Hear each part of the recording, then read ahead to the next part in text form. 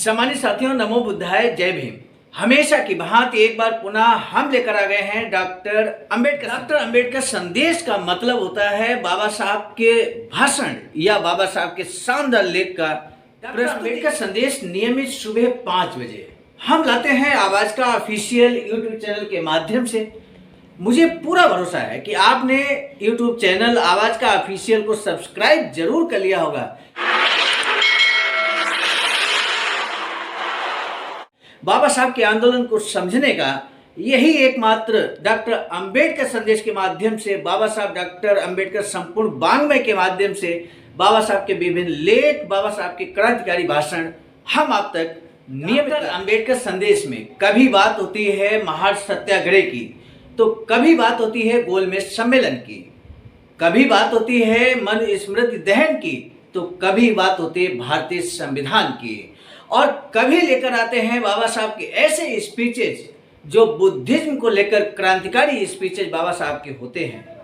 तो इसलिए डॉक्टर अंबेडकर संदेश के साथ नियमित आप जुड़े रहेंगे, ऐसा मुझे पूरा विश्वास है। आज का डॉक्टर अंबेडकर संदेश बहुत ही खास होने वाला है। आज के डॉक्टर अंबेडकर संदेश में मिलेगा एक बड़ा संदेश, और ऐसा संदेश जो समाज के जन जागरण के लिए बेहद उपयोगी होगा। डॉक्टर अंबेडकर संदेश को लेकर हम उपस्थित हो चुके हैं। मैं हूं रणजीत आर्य, राष्ट्रीय कोषाध्यक्ष आवाज का, नई दिल्ली।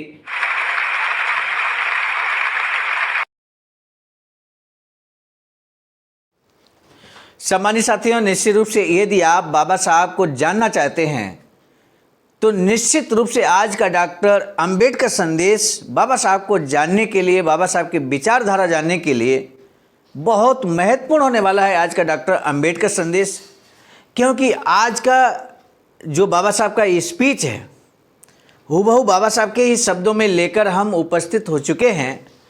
आज के स्पीच की पृष्ठभूमि समझ लीजिए। बाबा साहब 1930 जो प्रथम गोलमेज सम्मेलन लंदन में होता है, उससे पहले ये कार्यक्रम 8 अगस्त 1930 को और 9 अगस्त 1930 को होता है। तो 8 अगस्त 1930 को बाबा साहब क्रांतिकारी स्पीच देते हैं, बहुत बड़ा स्पीच देते हैं, और इसमें वो बताते हैं कि आखिर हम कौन कौन सी समस्याएं जो भारत के अंदर हैं, अस्पृश्य से संबंधित, बहुजन समाज से संबंधित, जो हम लंदन में उठाने वाले हैं, ये सारी समस्याएं यहाँ पर समाज के बीच डिस्कस करते हैं बाबा साहब। क्या आप नहीं जानना चाहते कि आखिर वो कौन सी समस्याएं थी और कौन सी समस्याएं हैं जिनकी बाबा साहब ने पुरजोर वकालत की लंदन के गोलमेज सम्मेलन में? आज का डॉक्टर अंबेडकर संदेश इसी बात को लेकर बहुत खास होने वाला है। आप यदि वास्तव में सच्चे अंबेडकर अनुयायी होंगे तो आज का डॉक्टर अंबेडकर संदेश कदापि आप मिस नहीं करेंगे, स्किप नहीं करेंगे, वीडियो को अंत तक जरूर देखेंगे। इसी उम्मीद के साथ शुरू करते हैं आज का डॉक्टर अंबेडकर संदेश। Buddha Bodhisattva Ambedkar international centre, BBIC, Sarnath, Varanasi, राज्य उत्तर प्रदेश, देश भारत के सौजन्य से बाबा साहब का जो विषय है, इस बात को लेकर अखंड भारत हमारा ध्येय है, ऐसा बाबा साहब चाहते थे। बाबा साहब डॉक्टर अंबेडकर संपूर्ण वाङ्मय खंड 38 से आज 5वां भाग लेकर हम उपस्थित हो चुके हैं। 192 से लेकर 196 पेज नंबर तक। बाबा साहब कहते हैं, इस अधिवेशन में दिनांक 8 अगस्त 1930 के दिन अध्यक्ष पद से डॉक्टर अंबेडकर ने जो भाषण दिया वो एक काफ़ी महत्वपूर्ण था। उन्होंने अपने भाषण में कहा कि सज्जनों, इस समस्या की शर्तें हम बताना चाहते हैं। आखिर वो समस्या क्या है? पिछले वीडियो में हमने आपको बताया था डॉक्टर अंबेडकर संदेश में कि बाबा साहब कहते हैं कि अंग्रेजों के जाने के बाद स्वशासन, स्वयं शासित हम कैसे बनेंगे, और साथ ही साथ स्वराज्य का मतलब क्या होगा। ये हमारे सामने समस्या खड़ी है। क्या हम स्वयं शासन कर सकते हैं? स्वयं शासन कर सकते हैं? ये बड़ी समस्या यहाँ पर बाबा साहब के समक्ष उत्पन्न हुई और ये प्रश्न है। तो इस समस्या की जो शर्तें हैं वो हम आप तक पहुँचाने की कोशिश कर रहे हैं। भारत में जन समूह विद्यमान है, उनके इस भिन्नता का क्या कुछ भी असर नहीं होने वाला है। स्वराज के संविधान का निर्माण करते हुए क्या हमें उसके बारे में कुछ भी नहीं सोचा चाहिए? आप मुझसे ये सवाल पूछेंगे, इस बारे में मुझे बिल्कुल शक नहीं है, लेकिन बिना ना नुकर किए मैं इसका जवाब देता हूं कि उस पर सोचना ही होगा। इस जनसमूह की भिन्नता की स्थिति की ओर ध्यान दिए बगैर, उसकी ओर अनदेखी कर, शर्तों को ठुकराकर और मर्यादा को त्याग कर भारत की स्वतंत्रता की दंभी कोशिशें करते रहने की कांग्रेस वालों की हठीली मानसिकता है। सज्जनों, यदि संविधान तैयार करने का सोचा तो इन हालातों में शासन की शक्ति किसके हाथ जा सकती है? बहुत बड़ा जो पॉइंट है बाबा साहब यहाँ पर कहते हैं, और इसी पॉइंट को समझना पड़ेगा सम्मानित साथियों। अगर इस बिंदु को हमने नहीं समझा तो हम कांग्रेस का समर्थन करेंगे, कांग्रेस के स्वराज्य का समर्थन करेंगे। उस स्वराज्य का मतलब क्या है, ये बाबा साहब बहुत स्पष्ट शब्दों में यहाँ कहते हैं। बाबा साहब कहते हैं कि क्या आपको ऐसा लगता है कि सत्ता की बागडोर अल्पसंख्यकों के हाथों में दी जाए या निम्न वर्णों के हाथों में दी जाए? मुझे तो अगर किसी बात का यकीन है तो सिर्फ इस बात का कि भारतीय समाज की वास्तविक स्थिति पर ध्यान न दिया जाए तो भारत के भावी स्वराज के शासन की बागडोर उच्च शिक्षा प्राप्त, प्रतिष्ठित, अमीर और महत्वाकांक्षी लोगों के हाथ में चली जाएगी। ये जो दूरदर्शिता है बाबा साहब की, निश्चित रूप से इसी की बदौलत और अपनी संकल्पबद्धता की बदौलत बाबा साहब ने आज हम सभी को सशक्त बना दिया, अधिकारों से लैस कर दिया। यही चीज़ है, दूरदर्शिता है बाबा साहब की। बाबा साहब ने पहले ही अंदाज़ा लगा लिया कि यदि ऐसे एज इट इज कंडीशन में यदि शासन सत्ता अंग्रेज हमें सौंपते हैं, भारत को सौंपते हैं, तो उस स्वराज्य का मतलब सिर्फ और सिर्फ अमीर और महत्वाकांक्षी जो प्रतिष्ठित लोग हैं, जो उच्च शिक्षा प्राप्त हैं। तो सोच कर देखिए 1947 में जब देश आज़ाद हुआ तो उस समय उच्च शिक्षा कौन होगा? हालांकि ये स्पीच हम 1930 का रख रहे हैं आपके समक्ष। उस समय शिक्षा, उच्च शिक्षा प्राप्त कौन था? उसी के हाथ में सत्ता चली जाएगी। यानी कि संपत्ति और शिक्षा और सामाजिक दर्जा जिन्हें प्राप्त है, उन सामंतों के हाथों में ये सारे सूत्र चले जाएंगे। एक अन्य क्षेत्रों की ही तरह राजनीति में भी शक्तिशाली लोगों को ही विजय प्राप्त होती रहती है। शिक्षा और संपत्ति की शक्ति सामंतों के इस वर्ग की सहायक बनेगी, लेकिन अपनी राजनीतिक हिस्सेदारी के लिए दुर्बल समाज घटकों को, सामंतों के गुट को सहायक होने वाली इन शक्तियों के खिलाफ लड़ना ही काफ़ी नहीं होगा। ऊपरी तौर पर अत्यंत सूक्ष्म दिखाई देने वाली लेकिन काफ़ी प्रभावकारी एक और शक्ति भी है जो उनके सामाजिक दर्जे में शामिल है। सामाजिक रचना के तय सांचे में योग्यता या गुणवत्ता का कोई स्थान नहीं होता। भारत में केवल जाति को महत्व है। जाति संबंधी भावनाएं पुरजोर हैं जो अपने से अलग जाति के लोगों से भिड़ने के लिए उकसाती रहती हैं। ज़्यादातर जातियों के मन में ये भावना कार्यरत होती है। इसीलिए अल्पसंख्यक जातियों के लिए भी भयंकर रोड़े पैदा करेंगे और राज्य शासन के दरवाजे उनके लिए शायद हमेशा के लिए बंद कर देंगे। ऐसी सामाजिक स्थितियों की कार्रवाई का भयंकर असर जाहिर है कि बहुजन अर्थात दलित वर्ग पर होगा। आपको इस बात का एहसास तो होगा ही कि हिंदू धर्म के अनुसार भारत में जातियों की रचना बढ़ते क्रम में आदर की तथा उतरते क्रम में तिरस्कार पूर्ण है। दर्जे की इस जन्मजात ठप्पे के परिणाम स्वरूप निम्न जाति के लोगों के मन में उच्च जाति के उम्मीदवार को ही उचित समझने, उसे ही पसंद करने की भावना जागृत होती है। इस मानसिक स्थिति का बहुजन दलित वर्ग की शासन सत्ता के लिए किए जाने वाले संवैधानिक प्रयास पर बुरा असर पड़ेगा। अस्पृश्य उम्मीदवार के लिए एक भी वोट दिए बगैर स्पृश्य लोग अस्पृश्यों के कई वोट पा सकते हैं। यहाँ जिस मानसिकता की बात बाबा साहब करते हैं कि यहाँ पर जो सिस्टम है भारत के अंदर, वो सिस्टम यहाँ पर है ब्राह्मण, क्षत्रिय, वैश्य, शूद्र, जो 4 कैटेगरी बनाई गई हैं। तो जो शूद्र, जिसमें SC ST OBC आता है, वो निश्चित रूप से ऊपर के जो लेयर्स हैं उनका बहुत सम्मान करता है और ऊपर का व्यक्ति नीचे वालों को तिरस्कारपूर्ण नज़र से देखता है। और यही कारण है कि जब निम्न जाति का व्यक्ति यहाँ पर, जिसको निम्न घोषित किया गया, शूद्र घोषित किया गया, वो जब वोट करता है तो वो उच्च जाति के लोगों को ही वोट करता है सम्मान देने की वजह से। और हमें इस बात को समझना होगा, क्या ये वर्तमान परिदृश्य में भी ऐसी कोई स्थितियां लागू हैं? क्या हम किसी को इस तरह से मान सम्मान की वजह से वोट दे आते हैं, हालांकि वो बड़ा नुकसान हमारा करता है? इसे हमें चिंतन करना होगा। जब वोट हमारा पड़ता है, जब हम वोट देते हैं, तो निश्चित रूप से उस वोट की कीमत को हमें समझना होगा और ये समझना होगा कि वो वोट हम किसको देंगे तो हमारे संवैधानिक जो अधिकार हैं वो सुरक्षित रहेंगे। इस बात को निश्चित रूप से हमें चिंतन करना चाहिए। सम्मानित साथियों, बाबा साहब कहते हैं कि इसका असर ये होगा कि अस्पृश्य केवल चुनाव ही नहीं हारेंगे, बल्कि अनजाने ही अपने प्रतिस्पर्धियों के लिए सहायक बनेंगे। कई बार हम लोग देखते हैं राजनीतिक जो दल हमारे आपके अपने हैं, उनका कहीं एक सीट रह जाता है, कहीं कुछ ही सीटें रह जाती हैं। तो ये क्यों है? ये कारण बाबा साहब यहाँ पर बहुत स्पष्ट ढंग से कहते हैं।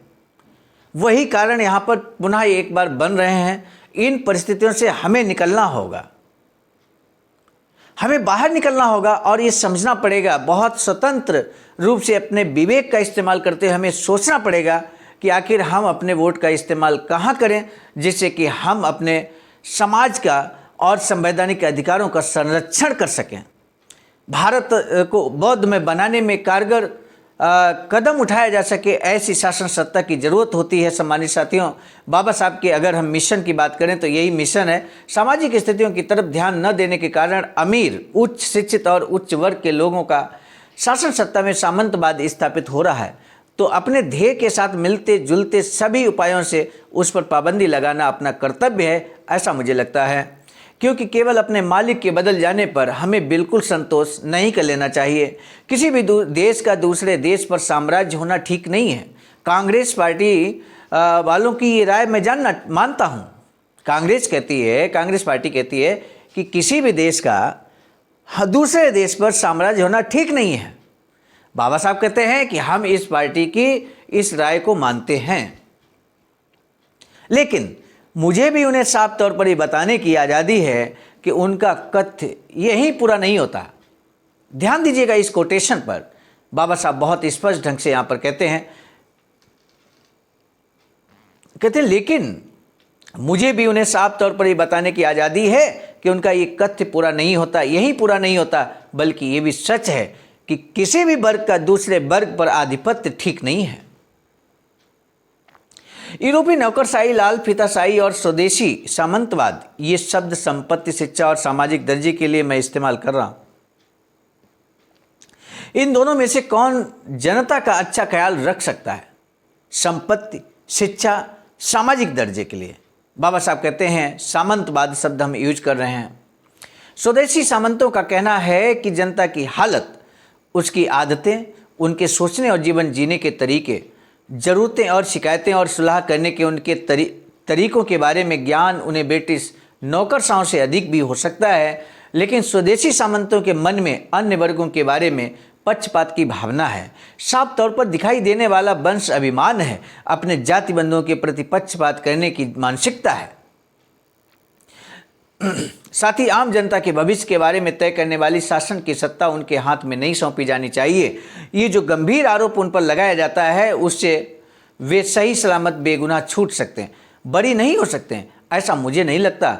असल में कोई इससे भी आगे जाकर कह सकता है कि उनके और आम जनता के बीच जो गहरी खाई है, उसके कारण उन्हें आम जनता की ज़रूरतें, आशा आकांक्षाओं का ज्ञान होना संभव ही नहीं है। यही नहीं, ये वर्ग आम जनता की आशा आकांक्षाओं का दुश्मन है। मैं इतना जोर देकर कह रहा हूं कि इसकी वजह यही है कि स्वदेशी सामंती वर्ग के हाथ में शासन की सत्ता सौंपी नहीं जा सकती है। हजारों सालों से चली आ रही और आज भी लागू है। जो आज भी लागू है, उस जनतंत्र संबंधी आम जनता की धारणाओं से स्वराज की ये कोरी कल्पना कहीं मेल नहीं खाती है। हर व्यक्ति का मूल्य मानना, यही आधुनिक जनतांत्रिक राज्य का मूलभूत तत्व है। हर व्यक्ति को केवल एक बार ये जीवन जीने का मौका मिलता है, इसलिए हर व्यक्ति को अपने गुणों का विकास करने का पूरा मौका मिलना चाहिए। लेकिन ये कहा नहीं जा सकता कि भारत के सामंतों को इनमें से कोई सिद्धांत मान्य हो। वे यही मानते हैं कि ये जीवन कई जीवनों की श्रृंखलाओं का एक हिस्सा भर है और वर्तमान जीवन की स्थिति उनके पूर्व जन्म के कर्मों का फल है। पूर्व जन्म में किए गए पाप पुण्यों के हिसाब से ही व्यक्ति के वर्तमान जीवन का फल निश्चित होता है।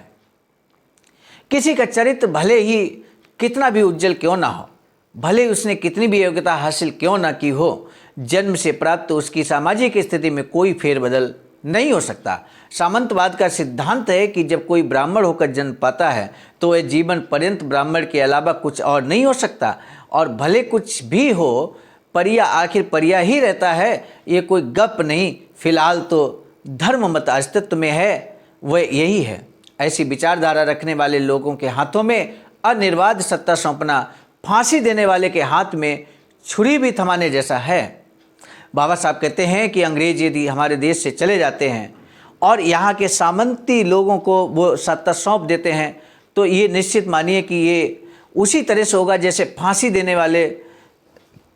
वाले के हाथ में हम छुरी भी थमा देते हैं, तो उसी तरह का ये भी निर्णय होगा, ऐसा बाबा साहब कहते हैं। इस तरह की राय अपनाने के कारण बेहद निर्दयता के साथ घोषित किया जाता है कि हम जातिवादी और इस देश के दुश्मन हैं। हर देश में राज्य के शासन के सभी सूत्र पढ़े लिखे वर्ग के सुपुर्द होते हैं और कांग्रेस पार्टी जो वर्तमान पार्टी है ये कहते नहीं सकते कि समर्थ शासन के लिए ये जरूरी भी है।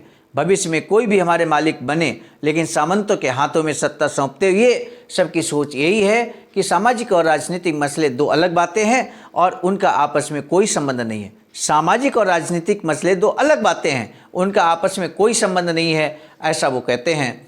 सदग्रस्तों मानवीय जीवन के लिए इस प्रकार की आंतरिक कल्पनाओं के द्वारा मार्गच्युत करने वालों से आपको सावधान रहना होगा। इस तरह की चोर कोशिशों से आप अगर सावधान हों तो आप पाएंगे कि व्यक्ति को उसके स्वभाव से प्राप्त गुणों से केवल राजनीति के लिए नहीं अलग नहीं किया जा सकता।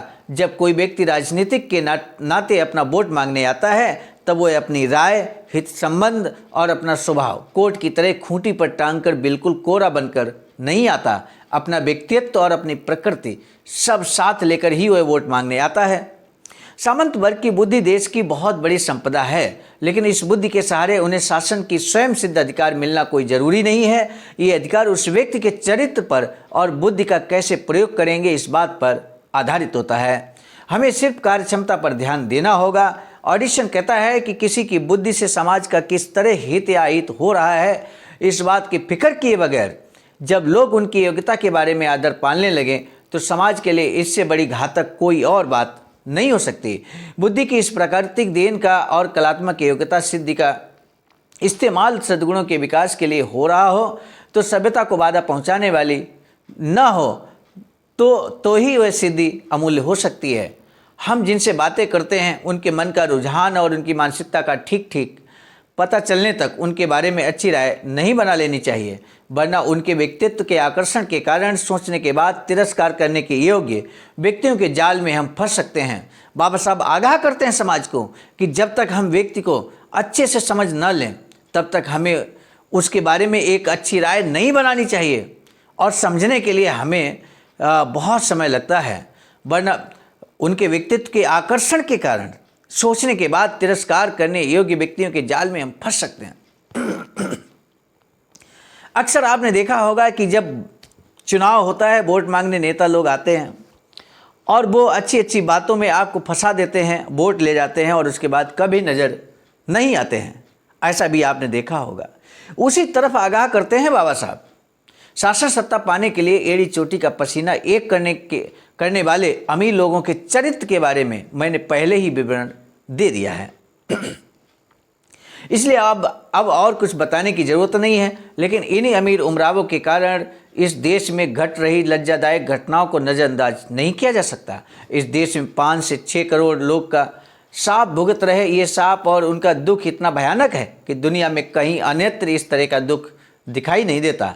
हर मानव के लिए आवश्यक मूलभूत अधिकारों से उन्हें वंचित किया गया है। समान अवसर की कमी के कारण उनकी हालत बेहद दीनहीन हो गई है।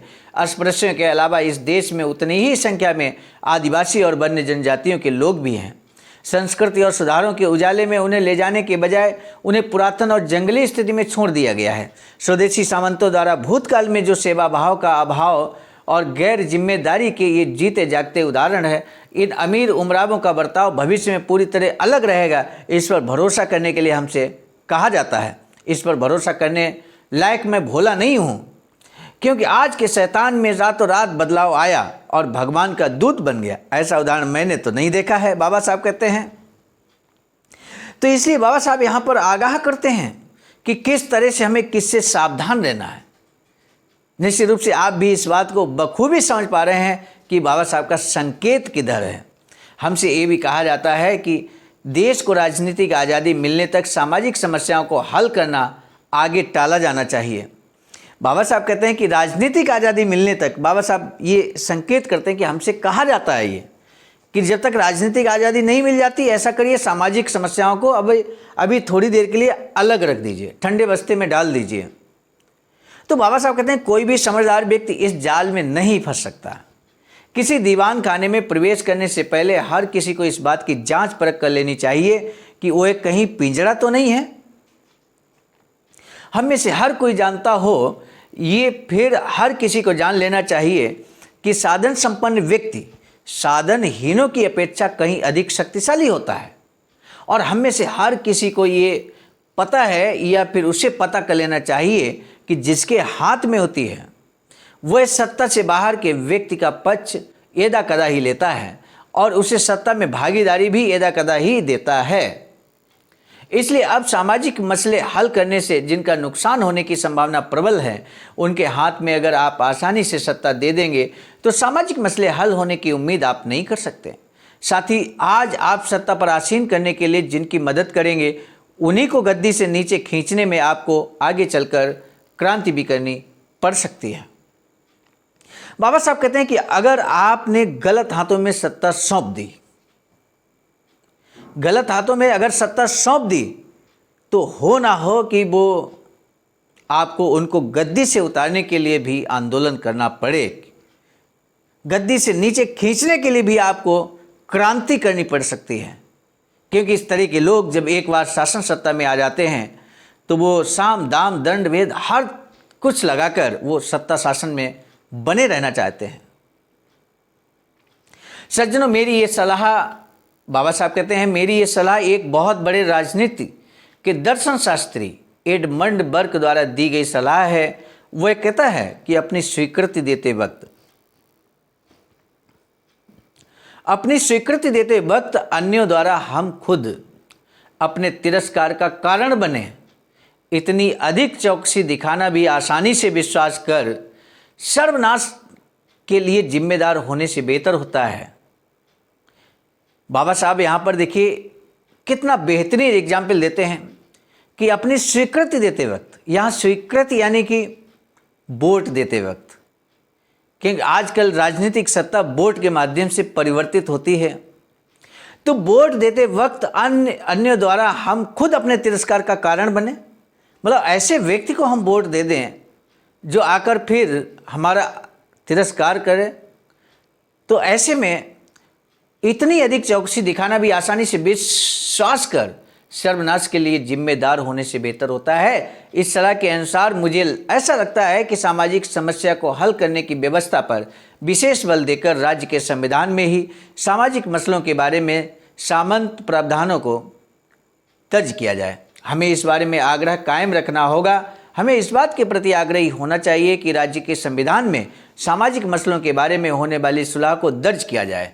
जो लोग अनिर्वाध शासन सत्ता अपने कब्जे में करने की कोशिशों में लगे हुए हैं, उनकी इच्छा पर ये मामला कतई नहीं छोड़ा जाना चाहिए। इस बात को बाबा साहब ने स्पष्ट कर दिया। यहाँ पर गोलमेज सम्मेलन में जाने से पहले देखिए बाबा साहब की स्पष्ट राय है कि किसी भी कीमत पर किसी एक वर्ग के हाथ में ही सत्ता न चली जाए, ऐसा प्रावधान संविधान में होना बेहद जरूरी है। आने वाले समय में हम आपको बताएंगे गोलमेज सम्मेलन में किस तरह से बाबा साहब ने अपनी बातों को रखा। अभी तो गोलमेज सम्मेलन में जाने से पहले समाज के बीच में अपनी बातों को बाबा साहब रख रहे हैं कि आखिर वो कौन सी समस्याएं हैं जिनको हम वहाँ पर नेतृत्व करेंगे, प्रदान करेंगे और अपनी बात को भारत की तरफ से, भारत के अस्पृश्यों की तरफ से वहाँ पर रखेंगे। आज का डॉक्टर अंबेडकर संदेश यहाँ पर समाप्त हो रहा है, लेकिन हम आपको बता दें बाबा साहब की एक अधूरी इच्छा वैचारिकी सेंटर बनाने की है, जिस पर सारनाथ वाराणसी में इस समय निर्माण कार्य प्रारंभ है, जारी है। इस तरह का भवन बनकर तैयार होगा। जब फाइनल भवन बनकर तैयार होगा, वैचारिकी सेंटर बनकर तैयार होगा, तो कुछ इस तरह की बिल्डिंग होगी। आज का डॉक्टर अंबेडकर संदेश समाप्त करने से पहले हम आपको बता दें, यदि इस वैचारिकी सेंटर में भी आप भी अपना अमूल्य धनदान करना चाहते हैं तो आपका भी हार्दिक स्वागत है। अकाउंट नंबर IFC कोड समक्ष दिया गया है, स्क्रीन पर आप देख सकते हैं। आज का डॉक्टर अंबेडकर संदेश हम लेकर आए थे मिशन नायक बुद्ध मित्र मुसाफिर सर, राष्ट्रीय महासचिव आवाज का नई दिल्ली की प्रेरणा में। और साथ ही साथ हम आपको बता दें संकलनकर्ता के रूप में परम आदरणीय विजय कुमार बौद्ध जी, प्रांतीय कोषाध्यक्ष आवाज का बिहार। प्रस्तुतकर्ता के रूप में मैं स्वयं सर्वजीत आर्य, राष्ट्रीय कोषाध्यक्ष आवाज का, नई दिल्ली। पुनः मिलेंगे नए डॉक्टर अंबेडकर संदेश के साथ। तब तक दीजिए इजाजत। आप सभी को सादर नमो बुद्धाय। जय भीम।